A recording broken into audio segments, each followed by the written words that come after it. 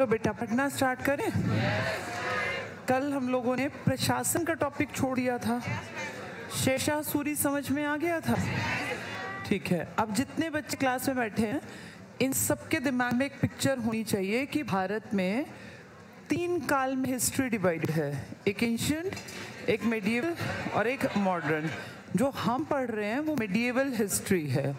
Ancient history की जब भी बात करेंगे, एंशिएंट मतलब पुराना, इसी को कहते हैं प्राचीन भारत का इतिहास। इसमें सिर्फ 3 चीज़ें पढ़ी जाती हैं धर्म के नाम पर। उसी से राजा प्रभावित थे, या तो हमारा पुराना सनातन, जो आगे जाके क्या बना हिंदू, इसी में से निकला बौद्ध और इसी में से निकला जैन। हमने पढ़ा था इसमें तक हमारे ऊपर कोई बाहर से विदेशी बहुत ज़्यादा आए ही नहीं, हम यहीं के लोग थे। हम में से ही कोई महात्मा बुद्ध निकल गया, हम में से ही कोई जैनी बन गए, कोई बहुत बाहर के लोग नहीं है ये। इसके बाद जो अगला टाइम पीरियड आया जो हम पढ़ रहे हैं, जिसे कहते हैं मेडिएवल, मध्यकाल। कुछ चेंज होता है तब काल बदलता है, कुछ ना कुछ चेंज तो हुआ। इस धरती पर एक नया धर्म उदित हुआ, इस्लाम, और पैगंबर मोहम्मद साहब एक इंसान के रूप में जन्मे, मक्का से मदीना की यात्रा की। हिजरी शुरू हुआ 622-23 में, और विद इन 100 ईयर्स 600 में उन्होंने इस्लाम धर्म दिया था, जैसे महात्मा बुद्ध ने अपना धर्म दिया। एक इंसान थे। एक सिर्फ हिंदू धर्म जिसका पता नहीं कि कब कहाँ किसने इसका शुरुआत की। हम तो ये मानते हैं कि पता ही नहीं चला। अब ब्रह्मा जी का जन्म कब हुआ हमारे पास कोई साक्ष्य नहीं। ये एक इंसान थे, इनके बर्थ, इनके माँ सब पता है हमें। इनके बारे में जो हमारे पुराने थे, हमें ये नहीं पता कि किस सन में वो जन्मे थे, ना ब्रह्मा का, ना विष्णु का, महेश का, ना श्री राम का। तो हम ये मानते हैं कि हमारा धर्म आदिकाल से है, जब से इंसान का अस्तित्व है तब से सनातन है। तो सबसे प्राचीन धर्म माना जाता है सनातन को। ये तो दोनों इस्लाम धर्म दिया, और 712 में ये हम तक पहुंच गया। एक आदमी जिसने हमारे ऊपर अटैक किया, MBQ, कल हम वही पढ़ रहे थे, मोहम्मद बिन कासिम, 17 साल का एक नौजवान युवा सिंध पे आके आक्रमण किया और हमें बताया कि एक और धर्म भी होता है। उसने हमसे टैक्स भी वसूल लिया, जजिया। हमें तो तब पता चला कि धरती पे और धर्म भी है, नहीं तो हमें पता ही नहीं था। ये मध्यकाल पूरे का पूरा 2 बड़े खानदानों के बीच में पढ़ा जाता है। एक जिनको हम कहते हैं सल्तनत वाले सुल्तान, जिसमें हमने देखा था आक्रमण हमारे ऊपर अरबी हुआ था, लेकिन राज यहाँ किया था तुर्कियों ने, जिसका एक ट्रिक हमने पढ़ा था, ग ख त स ल म देखे ध्यान से तो हटा दें। मुगल तो फिर हमने अलग तरीके से पढ़ा ना, गुलाम, खिलजी, तुगलक, सैयद, लोदी। अब इन सब में तुम जानते हो लोदी अफगान थे, पठान थे। याद है अपने साथ कितने लोगों को बुलाया और फिर उनके मकबरे बनवाए। इन्होंने सबसे लंबा राज किया पहले वाले ने, क्या नाम था? हाँ, उसने 38 ईयर्स प्लस राज किया। अगर बात करें सैयद, तो बाहर के थे, इनको तो वो एक लंगड़ा आदमी नहीं आया था, क्या नाम था उसका? तैमूर लंग। वो छोड़ गया कि भैया तुम राज कर लो, कुछ ज़्यादा लंबे टिके भी नहीं है। ये तो यहाँ पे अपना सिक्का भी नहीं चलाया पहले वाले ने। उसके बेटे ने मुबारक शाह ने तो फिर भी हिम्मत दिखाई, पहले में हिम्मत ही नहीं थी। तुगलक ठीक है, तुर्की थे प्रॉपर। 3 तुगलक हमने याद किए थे, गयासुद्दीन या गाजी बेग, फिर MBT और फिर फिरोज शाह। फिरोज शाह ने लंबा राज किया, सेकेंड लॉन्गेस्ट टेन्योर उसी का है। और उसको देखे और अगर बहलोल लोदी को देखे तो दोनों में बस 1 साल का अंतर आता है, बाकी दोनों बराबर। वो 1351, वो 1451। 1351 से 1388, ये 1489, तो दोनों में बस 1 साल का गैप है। इनकी बात करें तो ये उनकी नज़र में नीचे थे। किनकी नज़र में? तुर्की कहते थे अरे ये हमारे यहाँ के निचले गर्म प्रदेश के इलाके। तो इनको क्रांति करनी पड़ी कि हम बेशक नीचे हैं लेकिन तुम्हारी बराबरी पर हैं। तो ये खिलजी क्रांति करके, और 2 ही नाम फेमस हैं, या तो जलालुद्दीन या अलाउद्दीन। अगर देखें बड़े लेवल पे तो अलाउद्दीन के काम बस हैं, बाकी काम ज़्यादा किसी के नहीं है। गुलामों की बात करें, सारे ही गुलाम थे। इनमें 4 बड़े नाम में पहला नाम ऐबक, इल्तुतमिश, रजिया और बलबन। मेन अगर बात करें, क्योंकि इसके बाद आए ढेर थे, वो आराम शाह, बहराम शाह, उनकी कीमत नहीं है। इनके बाद इनके ऊपर अटैक हुआ था अगले, जिन्होंने एक पूरी सल्तनत बहुत बड़ी, जिन्हें कहते हैं मुगल। और मुगल हम जानते हैं 2 बड़े खूंखार खानदानों का ये लड़का था, एक इसके दादा और एक नाना, चंगेज खान और वो क्या नाम था, तैमूर। 1398 में तैमूर आया था, बाद में पहले आया था 1221 में चंगेज खान। फिर हमने देखा मुगलों ने भारत पे लंबा राज किया। 1526 की एंट्री के बाद ये 1857 में अंग्रेजों ने ही ये पद समाप्त किया कि आज के बाद ये बादशाह पद इस्तेमाल ही नहीं करना। पहले याद करो, उन्होंने पादशाह शब्द दिया, फिर बादशाह शब्द, और बादशाह मतलब बहुत बड़ी टेरिटरी का मालिक।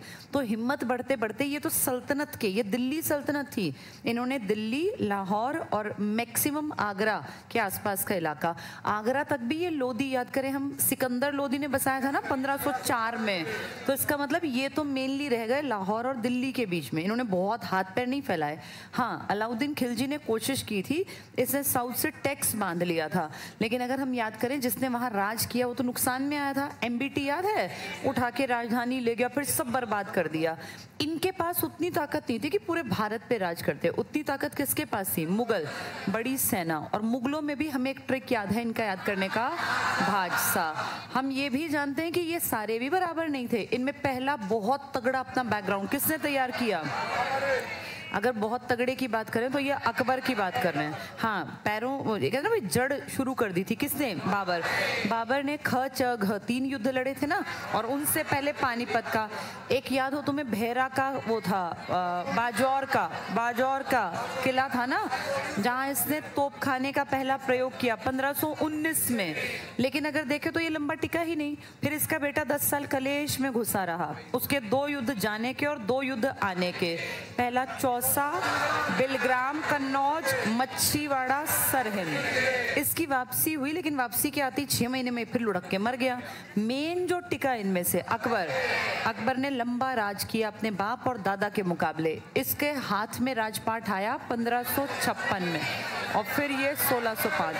अंतिम सांस तक ये भारत का बादशाह रहा और इसने खूब पैसा कमाया।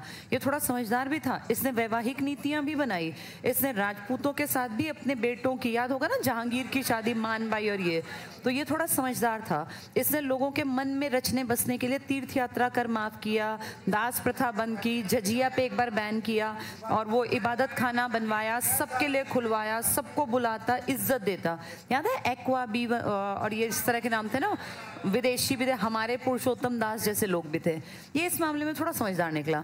जहांगीर को बाप का बना बनाया काम मिला, उसने जो काम किया मेनली चित्रशाला पर, फिर वो आगा, रजा और वो समंद और ये नाम पढ़े थे। हाँ, इसके पास पैसा खूब था क्योंकि इसके पिता और इसके दादा ने खूब पैसा इकट्ठा किया। इसने आर्किटेक्चर पे काम किया, जिसमें 3 बिल्डिंग तो पैरेलल बनवा रहा था। अगला एक ताजमहल, लाल किला, जामा मस्जिद। लगभग हर महल के अंदर एक तो दीवाने आम, दीवाने खास और रंग महल और जनान खाना, इस तरह की चीज़ें थी। औरंगजेब को अपने फादर की बातें कभी पसंद नहीं आई, ना उसको अपने दादा के वो, इसके बाप और दादा को देखें तो याद करो, स्थापत्य और चित्रकला। याद है, इसने कहा था ये फालतू की बकवास है, ना ज़्यादा बिल्डिंग बनवाई। अगले ने बस एक अपनी बीवी का मकबरा बनवाया था और कुछ बड़ा काम नहीं किया। अपने मकबरे के नाम पे इसने कहा मुझे तो खुले में ही दफना देना, कहीं एक वो उनके कोई थे सूफी वहीं पर। इसका मतलब ना तो ये ज़्यादा बहुत ज़्यादा शौकीन था स्थापत्य का, ना इसको चित्रकला का शौक। इसने तो हर चीज़ पे बैन लगवा दिया। कुशल वीणा वादक था, ये वीणा बजाता, लेकिन बोला मेरे यहाँ कोई म्यूजिक नहीं, कुछ नहीं। तो थोड़ा सा स्ट्रिक्ट था, कट्टर मुसलमान था। हाँ, एक अच्छी बात थी, कभी फालतू का खर्चा इसने जनता के पैसों पे ऐश कभी नहीं मारी, अपने जितने कमाए उतने खर्च किए। इसके बाप दादा के तो ड्रेसिंग सेंस ही ऐसी थी कि भैया रोज नए नए कपड़े पहनना और अपनी याद है छवि चित्र बनाना। एक का तो शौक ही था, मेरे पेंटिंग्स बनाओ। कौन थे? औरंगजेब ने सादा जीवन जिया, लोग इस मामले में इसकी बहुत ज्यादा इज्जत करते थे और क्या नाम दिया, जिंदा पीर। लेकिन एक बहुत बड़ी कमी थी, कट्टर था। इसने 9वें गुरु अर्जुन देव, ये तेग बहादुर का भी इन्होंने मर्डर करवा दिया। तो इस हिसाब से ये बहुत अच्छा आदमी नहीं कहलाएगा। हाँ, इनका वंश चलता रहा कब तक, जब तक क्या नहीं की हमने 57 की क्रांति में इनका जो लास्ट वंशज था बहादुर शाह जफर, मैंने आपको बताया था लाल किले से बहती यमुना थी, उसमें नाव में बैठ के और हुमायूं के मकबरे में चला गया। फिर वहाँ अंग्रेज पहुंचे, उन्होंने उसको पकड़ लिया, उसके परिवार के लड़के, उसके पोते, सबका सर कलम कर दिया और उसको बोले इसको मत मारो, वैसे ही बुढ़ा हो गया है, इसको पहुंचा दो मांडले जेल। फिर वहीं पर एक अंग्रेज को उस पर दया आ गई, उसने कहा ये इतना बड़ा बादशाह कहाँ ये जेलों में सड़ता फिरेगा। उसने अपना कहा मैं थोड़ा सा सा हिम्मत तो कर रहा हूँ, लेकिन कोई नहीं। अपनी गाड़ी जहाँ खड़ी थी, गैराज पुराना बंद पड़ा था, उसमें उसकी एक छोटी सी चारपाई टाइप डलवा दी कि यहीं अब इसकी अंतिम सांस आएगी, यहीं निकल लेगी। वहाँ से वो कभी बाहर नहीं निकला, क्योंकि वरना वो अफसर फंस जाता, क्योंकि यहाँ से कह के भेजा था इसको जेल में सड़ाना है। लेकिन उसने थोड़ा सा हमदर्दी दिखाई कि इतना बुजुर्ग आदमी जिसके बाप दादा परदादा कितनी पीढ़ियों से भारत के बादशाह थे, वो क्यों जेल में डालना। फिर वहीं कहते हैं खिड़की भी नहीं थी कोई, तो सांस लेने में दिक्कत, अंतिम सांस लेते रहते उसको हवा की जरूरत थी कि कहीं से ताज़ी हवा आ जाए। तब उसकी नौकरानी जो 2-4 लोग, वही क्योंकि टॉयलेट पानी दिक्कत हो जाए ना बुढ़ापे में, तो एक नौकरानी जाके उसको कह के आई कि सर कोई घड़ी जा रही है, अंतिम सांस है, ये शटर खुलवा दो, जो भी वहाँ दरवाज़ा रहा होगा। जब तक वो वापस आए तो देखा तो उसकी गर्दन लुढ़क चुकी थी। इतनी भयानक मौत आई भारत के बादशाह की। तो ये अंतिम बादशाह था कौन सी क्रांति के बाद? ये मरा था 62 के आसपास जाके। तो 5-4 साल बहुत दुख पाया, बहुत ज़्यादा परेशान हुआ, और इसके बाद इनके खानदान का कुछ अता पता नहीं है, कोई सामने नहीं आया, क्योंकि जितने थे वो सब मरवा दिए थे अंग्रेज़ों ने। इस तरीके से हमारा मध्यकाल ख़त्म हुआ। मध्यकाल के साथ साथ ही एंट्री हो गई थी अंग्रेज़ों की। अंग्रेज़ वैसे तो देखो इसके टाइम में ही आ गए थे, लेकिन शांत बैठे थे, क्योंकि इनसे कौन पंगे ले, इतने लाखों की इनके पास सेना। तो उन्होंने जो अपना सिक्का चलाया ना, वो औरंगजेब के जो कमज़ोर वंशज थे, 1857 के बाद तो खुल के उन लोगों ने राज किया, क्योंकि इसके बाद तो महारानी ब्रिटेन का भारत पर राज चला, और उसी को हम कहते हैं मॉडर्न इंडिया। मॉडर्न इंडिया, इसी को हम कहते हैं आधुनिक काल। इस टाइम में आपके देश में बहुत डेवलपमेंट हुआ, प्रेस आ गई, अखबार छपने लगे, मैगजीन्स छपने लगी, लोग भाषण सुनने लग गए, लोग पढ़ लिख गए, लोगों में अकल आ गई। यहाँ तक तो जैसा राजा ने कहा हम तो चुपचाप खड़े रहते थे, उसके दरबार में जाते और सर झुकाते थे। यहाँ जाके लोग क्वेश्चन करने लगे कि तुम हमसे अलग कैसे हो, क्योंकि यहाँ भगत सिंह जैसे, सुभाष चंद्र बोस जैसे लोग, यानी इस एज तक आते आते हम इंडियंस का बौद्धिक विकास हुआ, और इसी बौद्धिक विकास ने फिर अखबारों को, तर्क शक्ति को, रीजनिंग पावर को, डिबेट को जन्म दिया, जिसके चलते फिर हम लोगों का दिमाग खुल गया। अंग्रेज़ों की वैसे तो सारी खराबियां थी, लेकिन इक्की दुक्की बात अच्छी भी थी। अंग्रेज़ यहाँ आए तो हमें अंग्रेज़ी आ गई, उस अंग्रेज़ी ने हमारे दिमाग की खिड़की खोल दी। हमने रशिया से भी चीज़ें पढ़ी, चाइना से भी चीज़ें पढ़ी, अमेरिका से भी चीज़ें पढ़ी।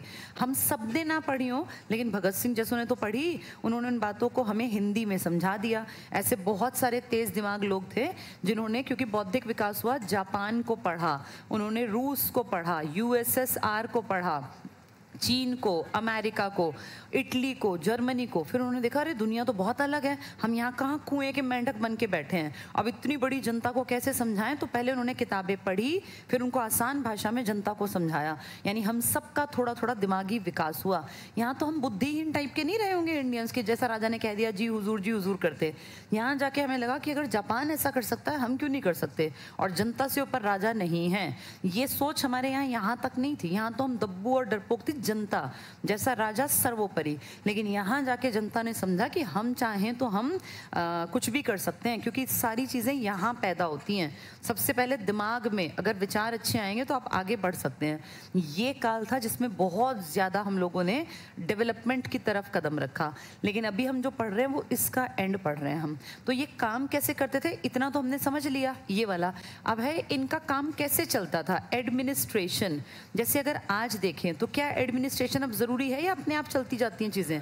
ज़रूरी है ना। तुम्हारे ज़िले में सारे काम चल रहे हैं, तुम्हारे ज़िले में अगर क्राइम ठीक सा कंट्रोल में है, बिल्कुल बंद तो कभी भी नहीं होगा, तो राजाओं के टाइम में भी नहीं था।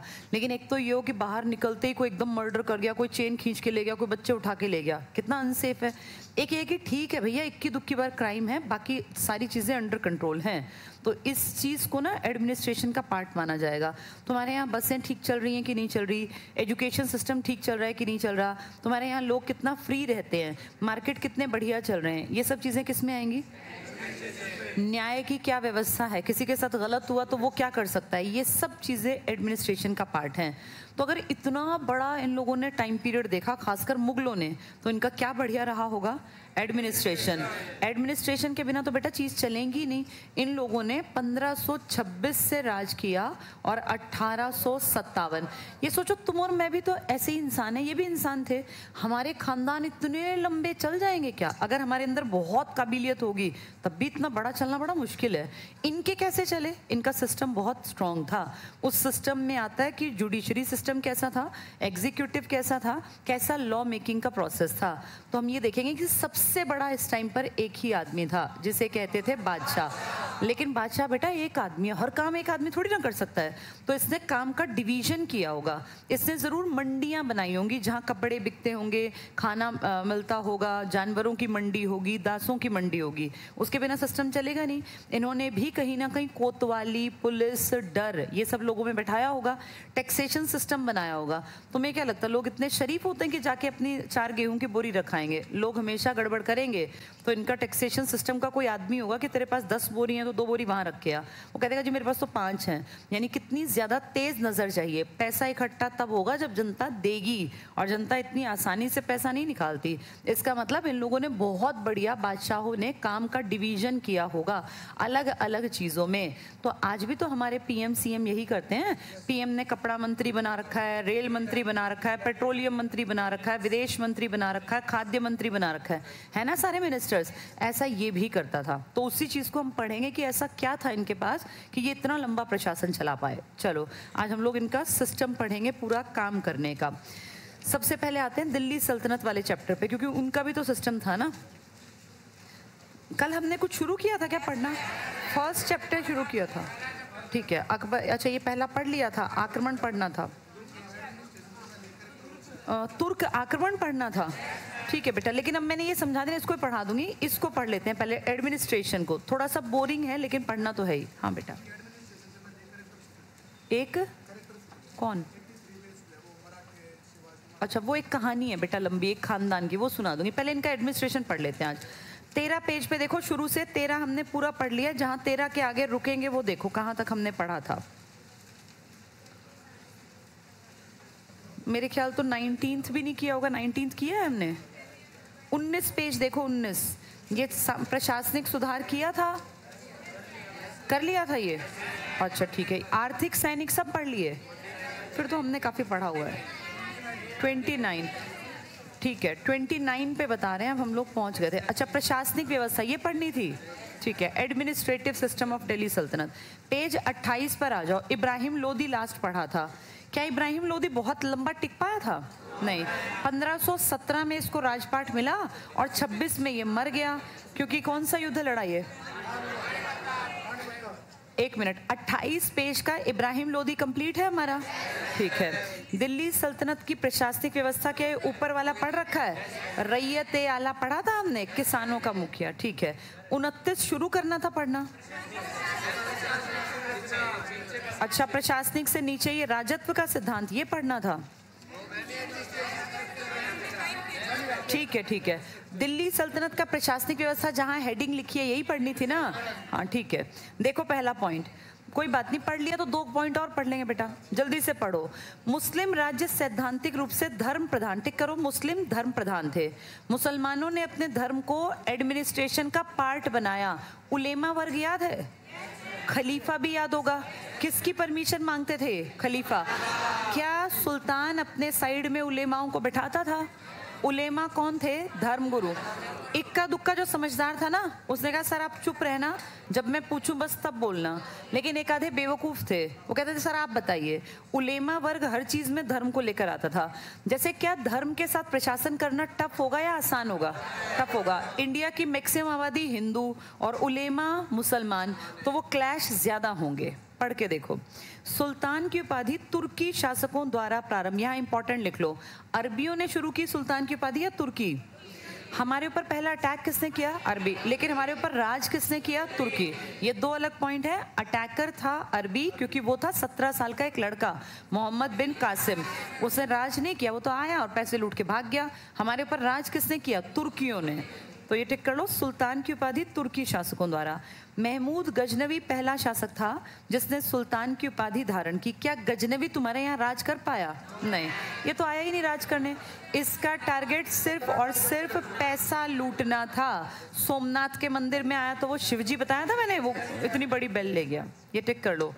ये उपाधि बगदाद के खलीफा, यहाँ इंपॉर्टेंट लिख लेना, पहला शासक जिसने सुल्तान की उपाधि धारण की, महमूद गजनवी। ये 1001 से 1027 तक आया था ना हमारे यहाँ, बार बार आक्रमण करता, 17 बार। अमूमन इसने 1.25 साल 1.5 साल में इंडिया आना ही आना था। ये क्या करने आता था? मंदिरों को लूटने। मंदिर लूटने का टारगेट क्यों बनाया इसने?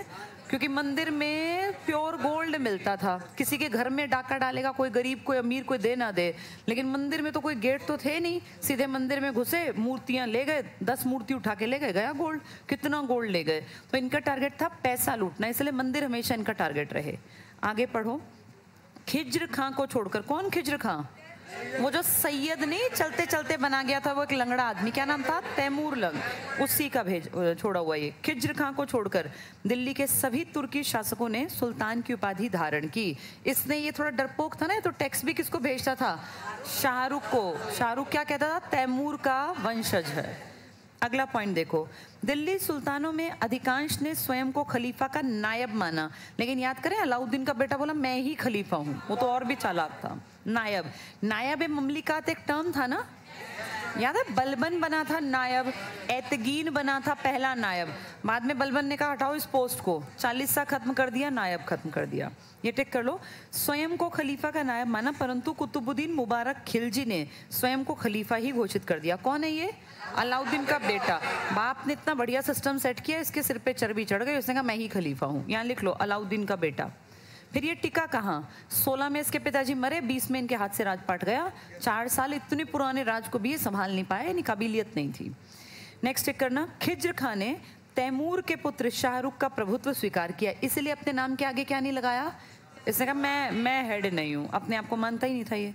और रैयत ए आला, टिक कर लो, रैयत होता है किसान, किसानों का मुखिया हूँ मैं, हेड ऑफ फार्मर्स। रैयत के पास लिख लो किसान, यानी किसानों का मुखिया हूँ की उपाधि धारण की। तो पूछ लेंगे दिल्ली सल्तनत के किस एक शासक ने अपने आप को रैयत ए आला की उपाधि से नवाजा? ये था तैमूर के अंडर अपने आप को मानने वाला खिज्र खां। कौन सा वंश शुरू किया? सैयद वंश, सैयद वंश। उसके उत्तराधिकारी मुबारक शाह ने इसे समाप्त कर शाह सुल्तान, ये टिक कर लो। मुबारक शाह समझदार था, इसने सिक्के भी चलाए और उपाधि भी धारण की, शाह सुल्तान। अब आ जाओ उत्तराधिकार और राजत्व का सिद्धांत। क्या तुम्हें ऐसा लगता है कि सब बेटे ही राज करते थे? क्या ऐबक का बेटा राजा बना? क्या इल्तुतमिश की बेटा राजा बना? नहीं। इसका मतलब हम हिंदुओं की तरह इनका उत्तराधिकार का नियम निर्धारित नहीं था। क्या हमारी फैमिलीज में एंशिएंट टाइम पे उत्तराधिकार था? घर में हमेशा सबसे इंपॉर्टेंट था ज्येष्ठ पुत्र, हमेशा बड़े बेटे को ही राज मिलता था। ये हमारी लिखित पढ़त अपने आप एक अंडरस्टूड थी, लेकिन हमने देखा गुलामों में ऐसा कुछ नहीं था। पहला ऐबक आया, ऐबक का बेटा तो था ही नहीं, मतलब था लेकिन नालायक, तो उसका दामाद बन गया। फिर दामाद का बेटा नहीं बना, बेटी बन गई। फिर उसके बाद नायब बनने लग गए, फिर एक नौकरी अपना बलबन बन गया। इसका मतलब इनके घर में इस तरह का कोई सिद्धांत नहीं था। दूसरे खिलजी देखें, खिलजी पहला जलालुद्दीन, उसका बेटा नहीं बना, उसका दामाद और उसका भतीजा बना। उसके बाद तो 4 साल बाद वो हट गए। फिर बने तुगलक, तुगलक में बाप बना, बाप का मर्डर करके बेटा बना, फिर चाचा का बेटा बना, रज्जब का बेटा था ना वो तीसरे वाला। तो इसका मतलब इनके यहाँ कोई हमारी तरह प्लान नहीं था कि बेटा ही बनेगा। ठीक करो। मुस्लिम शासकों में उत्तराधिकार का कोई निश्चित सिद्धांत नहीं था, तो हमने देखा सब अलग अलग आदमी बन रहे थे। इल्तुतमिश पहला सुल्तान था जिसने सल्तनत में वंशानुगत शासन का सिद्धांत लागू किया, क्योंकि जीते जी क्या कह गया था कि मेरे बाद मेरी बेटी राज करेगी। याद होगा ना, ये ग्वालियर जीत के आया तो वापसी बोला मैं कल को मर जाऊं तो मेरी बेटी राज करेगी। ये टिक कर लो, शासन का सिद्धांत लागू किया, इसलिए इसकी बेटी बनी। पर फिर इसकी बेटी का भाई थोड़ा नालायक था, उन लोगों ने मर्डर कर दिया। फिर उसके बाद बोले नायब बना करेगा। आगे पढ़ना, उसने अपने पुत्रों के स्थान पर पुत्री रजिया को अपना उत्तराधिकारी मनोनीत किया। क्या ऐबक ने अपने जीते जी को उत्तराधिकारी बनाया था? नहीं। किसने कहा भाई मैं पहले ही बता के जा रहा हूँ कि ये राज करेगा? इल्तुतमिश। यानी उत्तराधिकार का सिद्धांत किसने लागू किया? इल्तुतमिश। लेकिन वो लागू नहीं हो पाया। आगे पढ़ो। बलबन ने राजत्व को अमीर वर्ग से ऊपर रखा। याद है ये कहता था कि तुम सब 40 एक तो 40 हटा दो, कोई हंसेगा नहीं दरबार में, खुद भी बात नहीं करता था। इसको इतना स्ट्रिक्ट क्यों क्यों होना पड़ा? उन्हीं में से आया था, उनके साथ बैठ के पहले हंसता था, बातें करता, मजे करता। इमेजिन करो तुम में से कल को एक यहाँ कोई टीचर बन जाए, तो तुम सुनोगे ही नहीं, तुम हंसोगे कि ये पढ़ा रहा है जानबूझ के, क्योंकि तुम्हारे में से कोई निकल के आएगा। इससे ना एक फर्क पड़ता है, हमें लगता है हमारे जैसा ही तो है ये, तो इसको लगा कि ये सब चुप करने हैं, तो मुझे पहले इनसे दूरी बनानी पड़ेगी। उनकी तरफ ना देखता ना बात करता, तो उन सबको धीरे धीरे फील होने लगा कि हम नीचे हैं। फिर 2 प्रथाएं लाया था, पैबॉस और सिजदा, कि जब मैं आऊं तो सबका सर झुका हो, मुझसे बात करनी है तो सामने नहीं, पैरों में लेटकर, पेट के बल। ये टिक कर लो। सल्तनत में वंशानुगत सिद्धांत ये हो गया, राजत्व को अमीर वर्ग से ऊपर रखा, यानी राजा ऊपर है, अमीर नीचे। उसका मानना था कि राजा देवत्व का अंश है, यानी ईश्वर का, और उसकी समानता कोई भी मनुष्य नहीं कर सकता। ये कब बोली इसने बात? जब खुद राजा बन गया। पहले क्या कहता था कि नहीं, सब बराबर हैं, हम कोई कम थोड़ी हैं, अपने आप को ज्यादा समझता था। याद है छत्र की वो लेके चल पड़ता था रथ, ये क्यों? क्योंकि इसकी बेटी का जो पति था, इसका दामाद, वो 20 साल राज कर रहा था, तब उसने इसको क्या उपाधि दी? नायब की। याद होगा ना, इसको सारी इंपॉर्टेंट चीजें इसके हाथ में थी। 20 साल इसने वैसे राज किया, दामाद की जगह यही था, और 20 साल फिर इसने खुल के राज किया।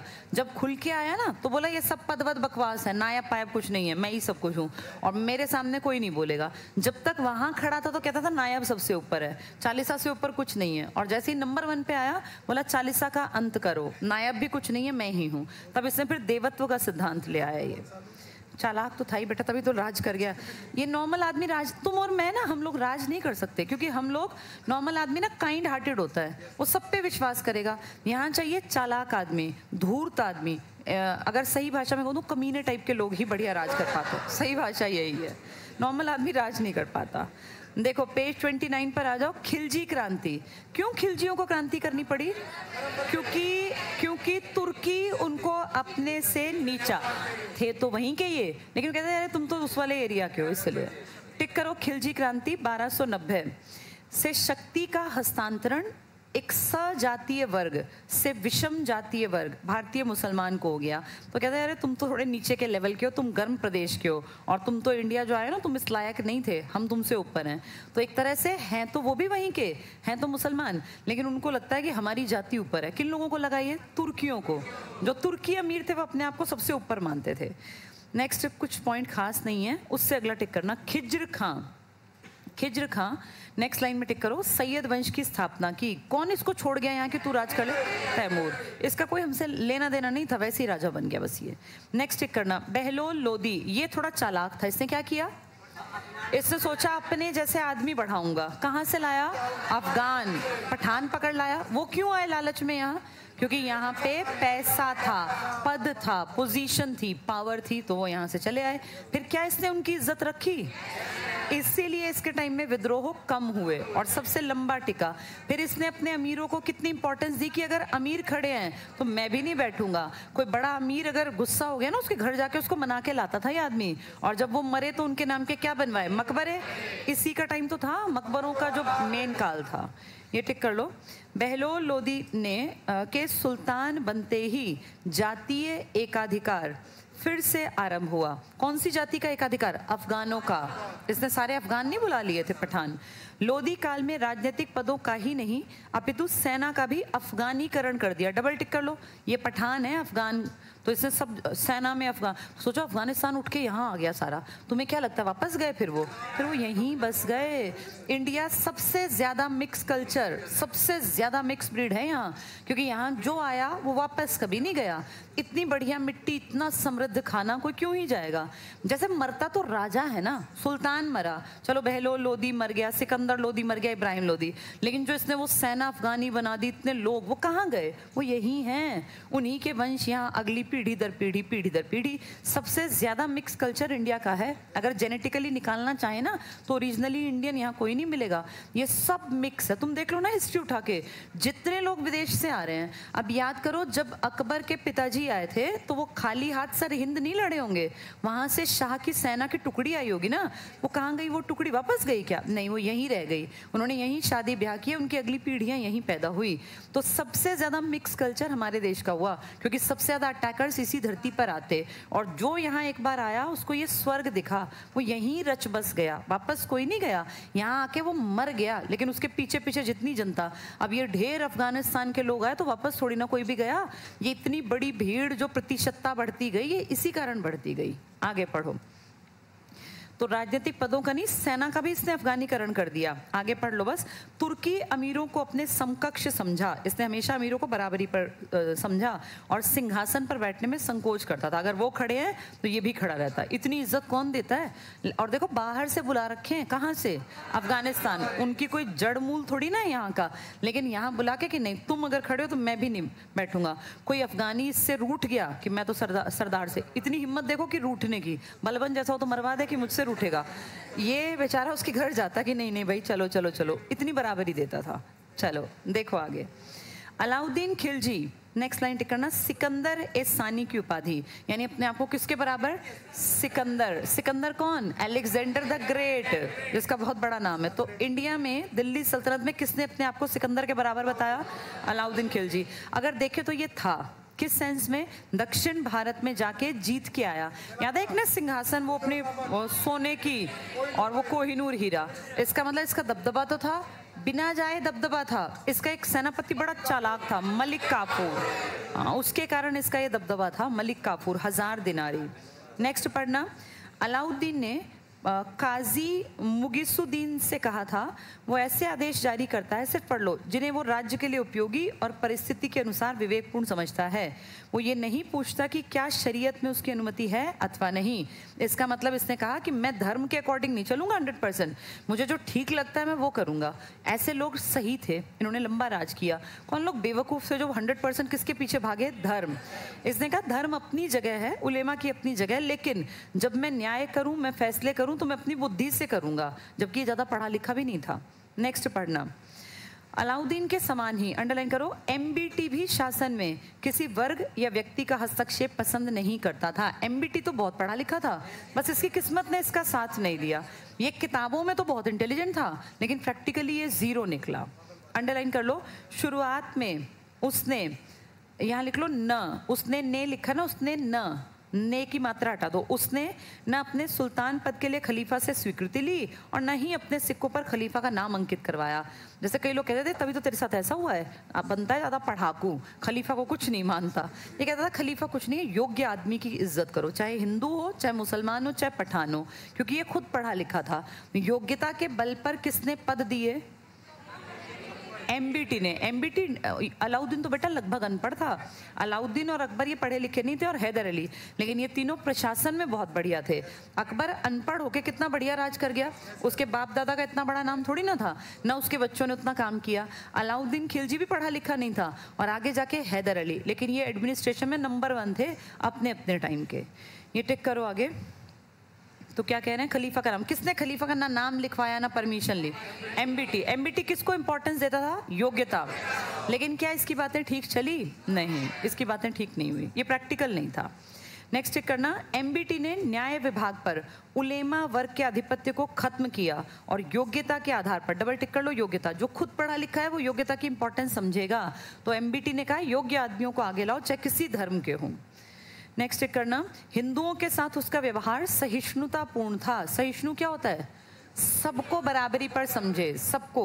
तो कौन ऐसा सुल्तान था जिसने हिंदुओं के साथ भी अच्छा व्यवहार किया? एमबीटी। एमबीटी ने किस आधार पर पोस्ट बांटी? योग्यता। योग्यता। नेक्स्ट टिक करना। फिरोज तुगलक, ये तो हिंदुओं के मंदिर तोड़वाएगा, ये ठीक आदमी नहीं है। फिरोज तुगलक ने हर कार्य उलेमा वर्ग की मर्जी और शरीयत के अनुसार किया, सुल्तान के पद की गरिमा को ठेस पहुंचाई।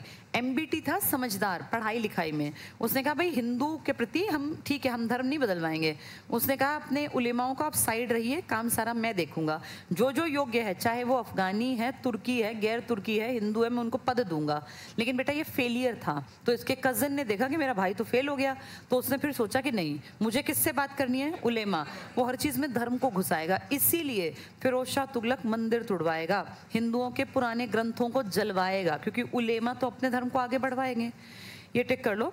हर कार्य उलेमा की मर्जी से शरीयत के अनुसार किया और सुल्तान के पद की गरिमा को ठेस पहुंचाई। यहाँ लिख लो मंदिर तुड़वाए। सुल्तान का काम होता है सबको बराबरी पर रखना, कट्टरता सुल्तान का काम नहीं होता। नेक्स्ट टिक करना, लोदियों के शासनकाल में, इसी लाइन में आगे, सरदारों की समानता पर आधारित। बताओ किसने कहा कि सरदार और मैं बराबर हैं? बहलोल लोधी। देखा ना कैसे उनके नखरे भी उठाता था बेचारा। उनकी शासन व्यवस्था राजतंत्रीय न होकर कुलीन तंत्रीय थी, यानी राजा सब कुछ नहीं है, आप हमारे कुल के हैं। कुल मतलब एक जैसी फैमिली के। कहाँ से उठा के लाए थे वो? अफगानी थे सारे, सेना का भी अफगानीकरण कर दिया, राज व्यवस्था का भी। तो कुलीन टिक कर लो, कुलीन तंत्र लिख लो यहाँ, पठान। इसका मतलब जो पठान है उसकी इंपॉर्टेंस है। बहलोल लोदी द्वारा अफगान अमीरों को दी गई रियायतों से शाही ताज की गरिमा का पतन हुआ और राजतंत्र की प्रतिष्ठा घटकर उच्च अमीर वर्ग के समतुल्य हो गई। यानी अब राजा किसकी बराबरी पर आ गया? अमीरों की। कौन ले आया उनको अमीरों के बराबरी पर? हाँ, तो बहलोल लोदी। अब इसको अगर हम इस नज़र से देखें तो ये गलती कर रहा है, लेकिन वैसे देखें तो ठीक है, तभी तो टिकेगा। कितने साल काट गया? 38 ईयर्स प्लस। अगर ये ज़्यादा चिक चिक करता तो तुर्की इसको मार देते। तुर्की तो इससे ऊपर के थे ना, अमीर तो तुर्की थे। इसने कहाँ के लोगों को उठा के यहाँ बुला लिया? अफगान। इसने सेना में भी उनको एक्स्ट्रा कर लिया और अपने आसपास भी, तो फिर इसका मरना जो एक तरह से रुक गया, वरना वो इसका मर्डर कर देते। तुर्की तो किसी को भी मार दे, अपने बड़े बड़ों को मारा, तो ये सेफ हो गया। अब देखे तो एक पलड़ा इसका भारी हो गया ना अपनी तरफ के लोगों में, ये फायदा था। प्रशासनिक संरचना पर आ जाओ। प्रशासन, पहली लाइन में टिक करना। प्रशासनिक संरचना मुख्यतः फारसी अरबी पद्धति पर आधारित थी। सैन्य संगठन तुर्की मंगोल, यानी जो प्रशासन था वो अरबी फारसी अरब की। हमारे ऊपर पहला आक्रमण किसका था? अरबी। प्रशासन उनका रखा, लेकिन जो लड़ाई झगड़े वाले थे ना, ये तुर्की का किया। चेक कर लो, सैन्य संगठन तुर्की और मंगोल। मंगोल वही चीन से नहीं आते थे, मंगोल हमारे ऊपर बार बार अटैक करते थे। ये जो चंगेज खान और ये क्या नाम था इसका, तैमूर, ये चीन के हिस्से के आसपास कई तो हिस्से थे ये। नेक्स्ट चेक करना, हिंदुओं की भू राजस्व पद्धति को भी कायम रखा। इस प्रकार प्रशासनिक संरचना मिश्रित, डबल टिक कर लो, मिक्सचर है, कोई एक जैसी नहीं है। कुछ चीजें अरबी फारसी की ले ली, कुछ चीजें तुर्की मंगोल की ले ली, कुछ इंडियन को भी कैरी ऑन किया। नेक्स्ट चेक करो, सुल्तान। ये सबसे बड़ा पद था किसके काल में? दिल्ली सल्तनत। आगे जाके यही क्या बनेगा? बादशाह, जब मुगल आएंगे। सुल्तान में टिक करो, केंद्रीय शासन का प्रधान सुल्तान था, राज्य का सर्वोच्च संचालक था, न्यायाधिकरण में सबसे बड़ा निर्णायक था, सबसे बड़ा जज था, कानून का सूत्रधार, सेनाओं का प्रधान सेनापति, यानी सारी बड़ी बड़ी चीजों का हेड कौन था? अगर आज देखें हमारी प्रेसिडेंट तीनों सेनाओं के प्रधान कमांडर है, चाहे वो कहीं लड़ने नहीं जाएंगी लेकिन प्रधान कमांडर तो हैं। सेम बात ये कह रहे हैं, लेकिन बस एक चीज अलग है, हमारी जुडिशरी की हेड प्रेसिडेंट नहीं है, क्योंकि हमारे संविधान में लिखा था कार्यपालिका और विधान पालिका को न्यायपालिका से बिल्कुल अलग रखना। बस इसमें वो सब एक बना रखा है, ये अंतर है। इसके चौथे पॉइंट पर आ जाओ, तीसरा छोड़ दो, चौथे में पढ़ लो। सुल्तान सभी विभागों और राज्य की प्रत्येक शाखा का स्वयं संचालन करता था। जैसे खुद से काम करना कब पॉसिबल है? जब काम बहुत बड़ा हो या छोटा हो। सुल्तानों का काम छोटा था ना कंपैरेटिवली, किसका काम बहुत बड़ा है? बादशाह। बादशाह सारे काम कैसे करेगा? क्या पीएम मोदी सारे काम खुद कर सकते हैं? कपड़ा भी देख ले, रेल भी देख ले, एजुकेशन भी देख ले, डिफेंस, हो ही नहीं सकता। काम बांटना पड़ता है।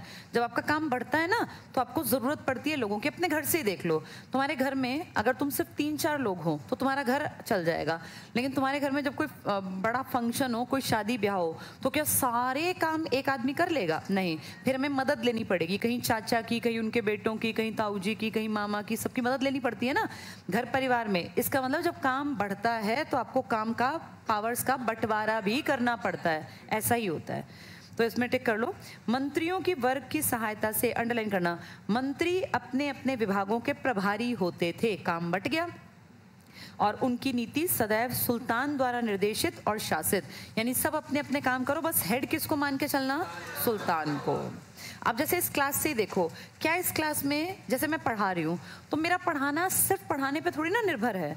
मैं जब क्लास में आई तो मुझे ये बोर्ड चला हुआ मिला ना, यहाँ से बाहर क्लासेस जा रही हैं कैमरे के थ्रू, तो वहाँ सिस्टम पे आके किसी ने सुबह वो चलाया होगा ना, किसी ने आके यहाँ देखा होगा भाई लाइट पंखे ठीक है कि नहीं है, किसी ने व्यवस्था देखी होगी, नीचे का गेट खोला होगा, किसी ने आई कार्ड चेक किए होंगे। अगर मैं सोचूं कि मैं अकेली सारे काम करूंगी तो क्या पढ़ाना पॉसिबल होगा? नहीं, काम का बंटवारा करना पड़ता है। जब आपके ऊपर काम की जिम्मेदारी ज्यादा आती है, आप एक अकेले काम नहीं कर सकते। वो जब तुम लाइफ में आगे बढ़ोगे तुम्हें समझ में आएगा कि सारे काम एक आदमी कर ही नहीं सकता, और करेगा तो उसका काम कभी आगे नहीं बढ़ेगा। काम बांटना पड़ता है। आगे देखो पेज 30 पर सेकंड पॉइंट टिक करना। 13वीं शताब्दी में अमीर वर्ग में विदेशी मूल के लोग थे। 13वीं शताब्दी मतलब 1200 कुछ। तो सल्तनत काल में अमीर वर्ग में कौन लोग थे? विदेशी। तो विदेशी तो थे, ये तुर्की विदेशी थे, अरबी फारसी सब विदेशी थे। जो दो समूहों में टिक करो, एक तुर्की अमीर और एक गैर तुर्की अमीर। जो कुलीन वर्ग अमीर थे, वो अमीर मतलब अच्छे घरों के, खानदानी, तो दो तरीके से बटे ये, एक तुर्की और एक गैर तुर्की। तुर्की के खानदान बताओ पहला? गुलाम तुर्की थे, खिलजी। लेकिन खिलजी क्या थे? थोड़े से गर्म प्रदेश, उन्हें क्रांति। फिर कौन तुर्की थे? तुगलक। आगे सैयद तो वो बाहर का छोड़ा हुआ आदमी, उससे अगले फिर अफगान, उसके आगे फिर नया ही कल्चर आ गया मुगलों का। तो ये टिक कर लो, तुर्की अमीर और गैर तुर्की अमीर। जो गैर तुर्की थे वो कोई नीचे विचे थे या अमीर खानदान के थे? वो भी कुलीन थे, अमीर थे वो भी। नेक्स्ट टिक करना, मोहम्मद बिन तुगलक ने पुराने अमीरों को कमज़ोर करने की दृष्टि से मिश्रित जनजातीय आधार पर पदाधिकारियों की एक नई व्यवस्था स्थापित की। लिख लो योग्यता। इसने कहा मैं ये सिर्फ तुर्की पुर्की नहीं देखूंगा, मैं देखूंगा कौन योग्य है। किसने कही ये बात? एमबीटी लिख लो। एमबीटी ने हमेशा योग्यता को इंपॉर्टेंस दी। 26 साल टिका ये, 1325 से 1351। लेकिन इसकी किस्मत थोड़ी खराब थी, इसकी कोई भी चीज़ फिट नहीं बैठी, इसके सारे डिसीजन उल्टे पड़े। 5 बड़े मैंने आपको बताए थे। नेक्स्ट पे आना, लोदियों के काल में बताओ, लोदी किसको पकड़ लाए थे? अफगान। अंडरलाइन करो। लोदियों के काल में अमीरों का सम्मान इतना बढ़ा कि उनका सुल्तान समानों में प्रधान की तरह रह गया। इनका जो सुल्तान था ना, ये हो गया समानों में प्रधान। इसको देखो, आज अगर मैं लिखूं तो मैं लिख देती हूँ प्रधानमंत्री। कौन है प्रधानमंत्री? बताना। नाम नहीं बता रहे, मंत्रियों का प्रधान है तो मंत्री ही भाई, मंत्रियों का प्रधान। कितने मंत्री हैं तुम्हारे कैबिनेट के? 30। उन सब का प्रधान है, लेकिन है मंत्री ही। सेम बात ये कह रहे हैं, सुल्तानों की इंपॉर्टेंस जो थी वो इतनी रह गई कि जितने वो पठान बैठे ना, उनमें बस वो फर्स्ट है उन्हीं के लेवल का। ये लाइन दोबारा पढ़ के देखो, सुल्तान समानों में प्रधान। तो एक समान पठान, सारे एक समान, उनका हेड सुल्तान है। जबकि बलबन ने क्या कहा था, जब मैं एंटर करूं तो नजर भी नीची रखना, मुझसे कोई बात ना कर पाए, मुझसे बात करने के लिए भी इनको सोचना पड़े। उसने सुल्तान को बना दिया बहुत बड़ा, ईश्वर बताया ना, देवी देवत्व का। इसने क्या कहा कि यार मैं कोई अलग नहीं हूँ, तुम और मैं हम बराबर है, बस ये है एक आदमी हेड बनाना पड़ता है, तो मैं हेड बन गया। यानी हम सब समान हैं, हम में बस मुझे थोड़ा काम ज्यादा करना है। तो ये टिक कर लो, सुल्तान समानों में प्रधान। किसके काल में हुई ये बात? हाँ, ये लोदी काल में, खासकर पहले वाले लोदी ने ज्यादा किया, ये बहलोल लोदी ने। ये इंपॉर्टेंट बात है। एक पॉइंट छोड़ के अगला, उलेमा वर्ग। कौन थे उलेमा? धर्म गुरु, वो धर्म की बातें करते थे। उलेमा वर्ग, इस्लामी कानून, शरीयत, कुरान और हदीस पर आधारित था। तो ये एक तरह से धर्म गुरु थे, अपने धर्म की बातें बताते थे। नेक्स्ट, शरीयत उनकी बुक है बेटा। शरीयत के मान्य व्याख्याकार होने के कारण उलेमा 2 महत्वपूर्ण काम करते थे। पहला, राज्य के न्यायिक पदों पर एकाधिकार उन्हीं का था, न्याय करते थे धर्म के अकॉर्डिंग। दूसरा, धार्मिक विषयों के मामलों में सुल्तान के सलाहकार। तो पहला काम था न्याय का और दूसरा काम था सलाहकार। क्या सब इनकी बराबर सलाह लेते थे? नहीं। किसने कहा तुम साइड बैठ जाओ? MBT ने कहा। किसने पहले भी कहा था? अलाउद्दीन ने, कि जहाँ जरूरत हो वहां मैं आपसे पूछ लूंगा, बीच में अपनी टांग मत अड़ाना। और एक ने तो सीधे कह दिया कि आप साइड रहिए, योग्य आदमियों को अंदर आने दीजिए, MBT ने। किसने कहा कि जैसा आप कहेंगे वैसा ही मैं काम करूंगा? Firoz Shah Tughlaq. Second longest tenure है उसका, लगभग में किसकी बराबरी का? बहलोल। तो बहलोल ने किसको बराबरी पर रखा? सुल्तान। कि मैं अमीरों में मैं फर्स्ट हूँ, बस वो तो वो खड़े हैं तो मैं बैठूंगा भी नहीं, इस तरह से। नेक्स्ट चेक करना, बलबन ने उलेमाओं को कुछ सीमा तक राजनीतिक संरक्षण प्रदान किया, जबकि अलाउद्दीन ने उन पर नियंत्रण लगाया। डबल टिक कर लो, अलाउद्दीन ने भी सीधे रखे ये, अलाउद्दीन ने नियंत्रण। और किसने कहा बिल्कुल साइड रहना, योग्य लोगों को आने देना? MBT। लिख लो, MBT ने योग्य को। तो उलेमा को सबने सिर पे नहीं बैठाया, MBT ने योग्य। तो अलाउद्दीन ने भी समझदारी दिखाई और MBT, लेकिन MBT की किस्मत थोड़ी सी खराब थी, उसकी चीजें चली नहीं। अब आ जाओ केंद्र सरकार पर, यानी सेंट्रल गवर्नमेंट, जैसे आज मोदी जी की है। पहला पॉइंट टिक करना, केंद्र सरकार के आधार स्तंभ मंत्री या शाही दीवान थे। तो क्या मोदी जी आज अकेले काम कर रहे हैं? कैबिनेट मिनिस्ट्री है, वही बता रहे हैं ये। तीसरा पॉइंट टिक करना, राज्य का प्रधानमंत्री वजीर कहलाता था, वजीर। तो वजीर इंपॉर्टेंट था। एक पॉइंट छोड़ो, अगले में टिक करना बिल्कुल पीछे। दीवान ए अमीर कोही कृषि विभाग का हेड था। दीवान ए अमीर कोही डिपार्टमेंट है ये, दीवान ए अमीर कोही, दीवान हेड हो गया, तो ये कृषि विभाग था। पैसा कहाँ से आता था सबसे ज्यादा? खेती से। कृषि सबसे इंपॉर्टेंट, तो इसका हेड क्या कहलाता था? दीवान ए अमीर कोही। दीवान पद हो गया, अमीर भी एक तरह से एक कुलीन, और कोही डिपार्टमेंट का नाम। तो कृषि विभाग का नाम क्या था? हाँ, कोही, और जो उसका हेड है दीवान ए अमीर कोही। ये इंपॉर्टेंट है, इसी से सबसे ज्यादा पैसा कलेक्ट होता था। नेक्स्ट एक करना, वजीर प्रांतों के सभी सूबेदारों के खातों का परीक्षण करता था। सूबेदार पैसा इकट्ठा करते, सबके खाते होते, तो ये देखना ना खाते सही हैं कि नहीं, कहीं को चोरी कर रहा हो। तो ये काम किसका था? वजीर का। वजीर सीधा किससे संबंधित था? राजा से। राजा सीधे वजीर से बात करता। अगले पेज पर आ जाओ। सारे याद नहीं करने होते, मेन मेन में टिक मार्क करा रही हूँ। अगले पेज पर पहला पॉइंट टिक करो। तुगलक काल, बताओ तुगलक क्या थे? तुर्की थे, अफगान थे या गैर तुर्की थे? ये तुर्की थे, है ना। कौन से नंबर के थे ये? ग ख त। तीन ही आदमी मेन हैं, गाजी बेग या गयासुद्दीन, एमबीटी और फिरोज शाह। किसने कहा मैं योग्यता को इंपॉर्टेंस देता हूँ? किसने कहा कि उलेमा आप बताओ क्या करना है? तीसरे ने। पहला तो बेचारा नहर वहर बनवाने के चक्कर में 5-6 साल में मर गया, और लकड़ियों के महल में। ये टिक करना पहला। तुगलक काल वजीरात का स्वर्ण काल था। वजीर बहुत आगे बढ़े इस काल में। तुगलक काल में वजीर। फिरोज तुगलक, ये तो वही है फिरोज जिसने वो उलेमा से पूछा कि समय वजीर का पद अपने चरमोत्कर्ष पर जा पहुंचा। यहाँ लिख लो उलेमा। इसने उलेमाओं को बड़ी इंपॉर्टेंस दी। इसने नहरें बनवाई थी और शहर बनवाए थे। क्या नाम था इसका? शाह ए नहर, शाह ए शहर, है ना। कई शहर, कई नहरें, अस्पताल, अच्छे काम भी किए, लेकिन ये हर काम किससे पूछ पूछ के करता था? उलेमाओं से। एक पॉइंट छोड़ के अगले में टिक करना। लोदियों के काल में वजीर की गरिमा अत्यधिक गिर गई, क्योंकि लोदी ने सबको ही बराबर कर दिया। पहले लोदी के टाइम से पहले क्या था कि सुल्तान, फिर वजीर, और इसने क्या किया? लोदी ने सब बराबर है, मैं भी तुम में से ही एक हूँ, ये कह के इसने सबकी गरिमा खत्म कर दी। एक पॉइंट छोड़ के अगला टिक करना। अलाउद्दीन ने वित्त विभाग के अधीन दीवान ए मुस्त खराज, डबल टिक कर लो। खराज के ऊपर लिख लो टैक्स, टैक्स का नाम है मुस्त खराज, तो ये आदमी हो गया, पोस्ट हो गई, दीवान ए मुस्त खराज। अभी पीछे क्या पढ़ा था? दीवान ए अमीर कोही, क्या था वो? कृषि विभाग। मुस्त खराज लिखा, खराज टैक्सेशन है, ये टिक कर लो, खराज। नेक्स्ट लाइन, विभाग स्थापित किया। अलाउद्दीन ने टैक्स के लिए बनाया ये। इस विभाग का काम राजस्व एकत्रित करना, डबल टिक कर लो। तो पैसे के लिए एक डिपार्टमेंट बना स्पेशल, जिसका नाम रखा गया दीवान ए मुस्त खराज। किसने बनाया? अलाउद्दीन। अगले का दक्षिण भारत से टैक्स बंधा था, याद है पैसे का, तो इसने कहा मेरा एक डिपार्टमेंट ही अलग होगा जो टैक्स का सारा पैसा कलेक्ट करेगा। किसने बना दिया ये? अलाउद्दीन खिलजी। साउथ में भी तो यही गया था हिम्मत करके। नेक्स्ट टिक करना। मोहम्मद बिन तुगलक एमबीटी ने दीवान ए अमीर कोही, अभी पीछे पढ़ा था, बताओ क्या? एग्रीकल्चर, यहाँ लिख लो कृषि। ये एमबीटी ने नामक विभाग की स्थापना की। इस विभाग का काम मालगुजारी व्यवस्था को ठीक प्रकार से चलाना और बंजर भूमि को खेती के योग्य बनाना था। इसके बाद नीचे से 5वें पॉइंट पर आ जाओ। बीच के ये सारे इतने याद नहीं होते बेटा, मैं तो कह दूंगी पढ़ लो, लेकिन याद तो नहीं होंगे। नीचे से 5वां, जकात, बताओ क्या था जकात? जजिया, जकात, खुम्स, खराज। मुस्त खराज का डिपार्टमेंट किसने बनाया?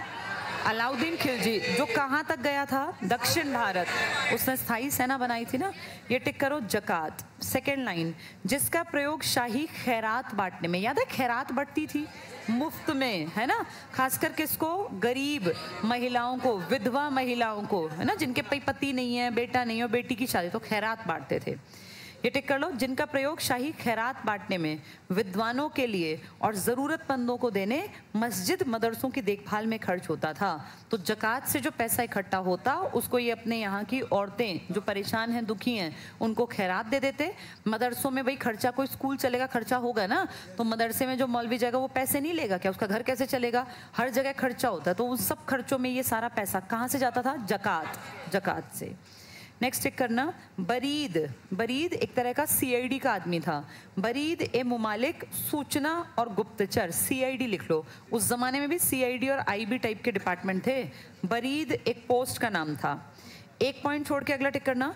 दिल्ली का प्रशासन एक कोतवाल के हाथ में था जो न्यायिक और पुलिस विभाग का कार्य करता था। अभी भी पुलिस स्टेशन को यूपी में कोतवाली लिखते हैं, कोतवाली, पुलिस स्टेशन नहीं लिखते। वो कोतवाल पुलिस का हेड था जिसका काम था सिस्टम ठीक चले, तो वही तो कह रहे हैं पुलिस विभाग का कार्य, तब न्याय भी वही था।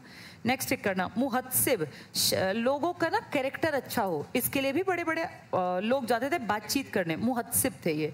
टिक करना। मुहत्सिब शहर के महत्वपूर्ण अधिकारी थे, लोगों के सामान्य आचरण का रिकॉर्ड रखता था, नैतिक नियमों को लागू, कि भैया कोई कैरेक्टर में गड़बड़ ना हो, कोई शराब ज्यादा ना पीता हो और जुआ ना खेलता हो, इसके लिए मुहत्सिब। बताओ जकात क्या था? किस में बांटते थे जकात का पैसा? खैरात में, मदरसों में और ऐसे जहां खर्चा होगा मस्जिद वगैरह में। और मुहत्सिब का क्या काम था? Moral values, character. और एक क्या था वो पैसे वाला कलेक्शन का? खराज, खराज, मुस्त खराज। कृषि के डिपार्टमेंट का नाम क्या था? दीवान ए अमीर कोही। तो ये अलग अलग काम है। अगले पेज पर आ जाओ। ऊपर के ये छोड़ दो, इतने सारे याद नहीं होंगे। प्रांतीय प्रशासन पर आ जाओ। प्रांत, प्रांत कैसे चलते थे? चेक करना। पहला पॉइंट, प्रांतीय सरकार केंद्र सरकार का ही रूप थी। क्या हमारी राज्य सरकार केंद्र सरकार का ही रूप है? जैसा पीएम राज्य का सीएम, वहाँ सुप्रीम कोर्ट, यहाँ हाई कोर्ट, वहाँ प्रेसिडेंट, यहाँ गवर्नर, सेम है, तब ऐसा ही था यहाँ भी। टिक करो। प्रांतीय सरकार केंद्र सरकार का ही छोटा रूप थी और कार्य संचालन के लिए उसमें भी वही विभाग थे जो केंद्र सरकार, सेम है, हम भी ऐसा ही कर रहे हैं। नेक्स्ट टिक करना। प्रांत का गवर्नर या इक्ता, बताओ इक्ता किसने चलाया था? इल्तुतमिश ने। एरिया को बोलते थे ना, लिख लो यहाँ इल्तुतमिश। जो इसका हेड था उसको वली, सुल्तान या नाजिम, नायब, मुक्ति या इक्तादार, बहुत सारे नाम थे इसके। मुक्ति भी फेमस नाम था, मुक्ति और इक्तादार।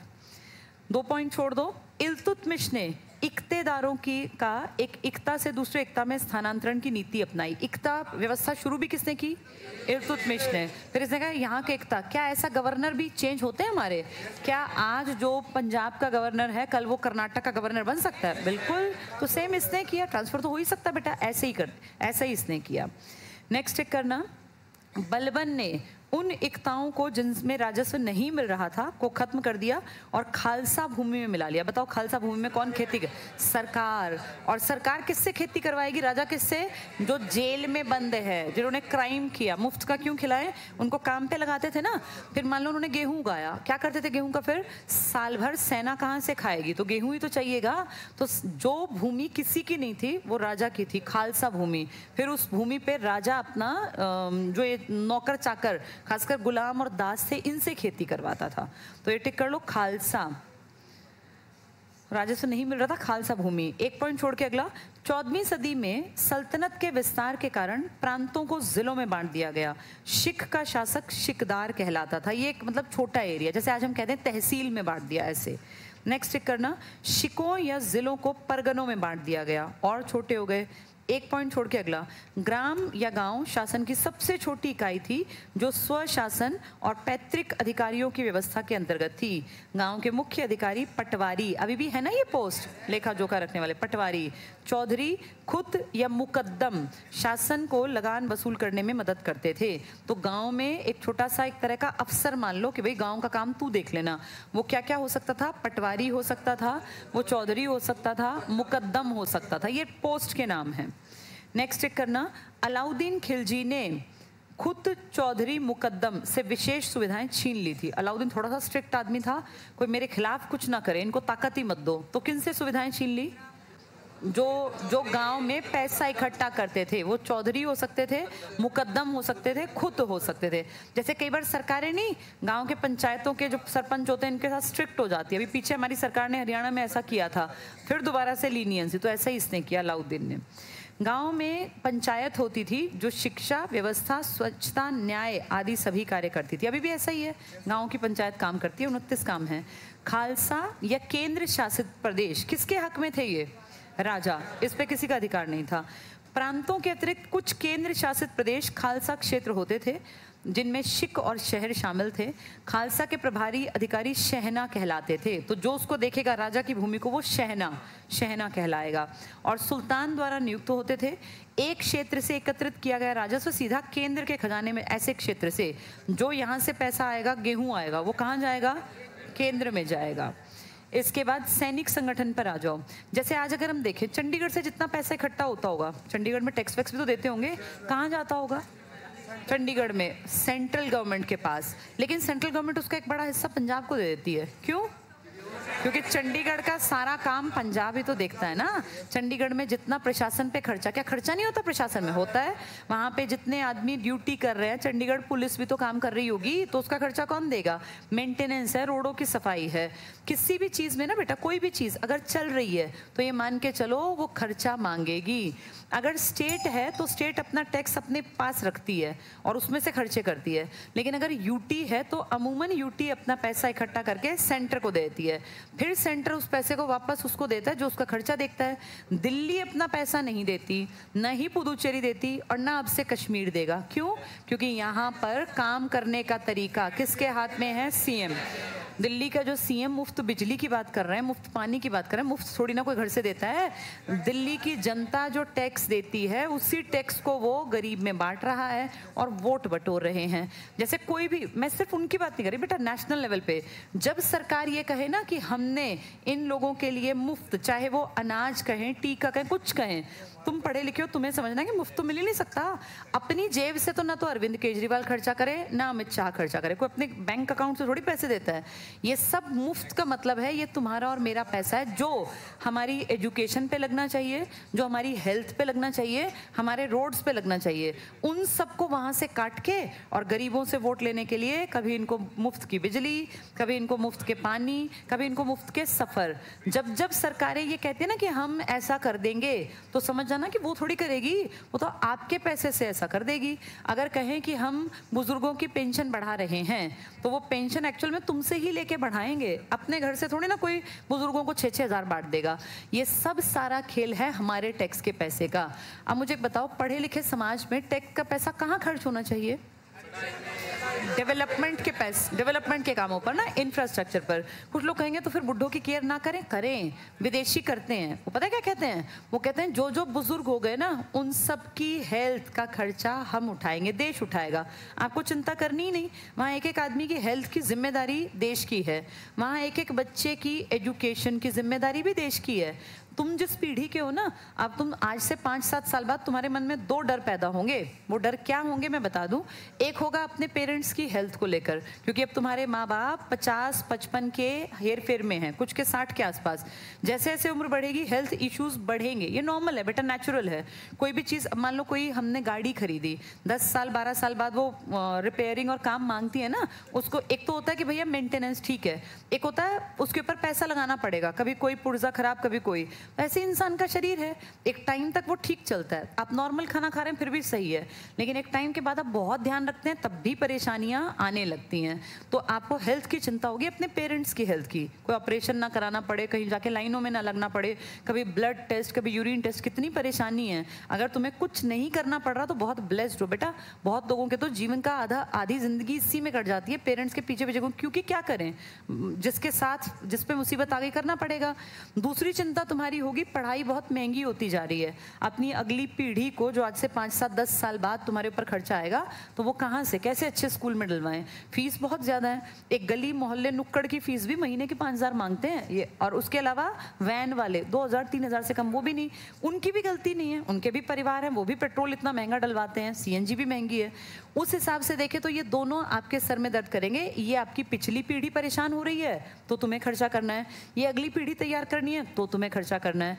कितना अच्छा हो भारत में टैक्स बेशक बढ़ा दें, टैक्स ले लें, मना नहीं करते, अभी भी बहुत ले रहे हैं, लेकिन उस टैक्स से ये 2 चीज़ मुफ्त कर दें और क्वालिटी की अच्छी है तो अभी भी मुफ्त। सरकारी स्कूल में पढ़ लो, सरकारी अस्पताल इलाज करा लो, लेकिन आप सब जानते हो कि उस सरकारी अस्पताल में जाके किसी के फादर वापस नहीं लौटते, इलाज का नंबर ही नहीं आता, उससे पहले ही उनका लास्ट टाइम आ जाता है। कोई ऑपरेशन कराना हो तो सरकारी में नंबर ही नहीं आएगा, कभी डॉक्टर नहीं है, कभी फलाना जगह जो टेस्ट होने हो कहेंगे बाहर से करा लो। तो इसलिए आदमी सोचता है यार छोड़, कम से कम इतने लायक बन जाएं कि हमारे माँ बाप को हमें लेके सरकारी अस्पतालों के चक्कर ना काटने पड़े। तो इस हिसाब से अगर ये दो चीज़ें फ्री हो तो हम टैक्स कितना ही ले लो, हमें कोई दिक्कत ही नहीं है।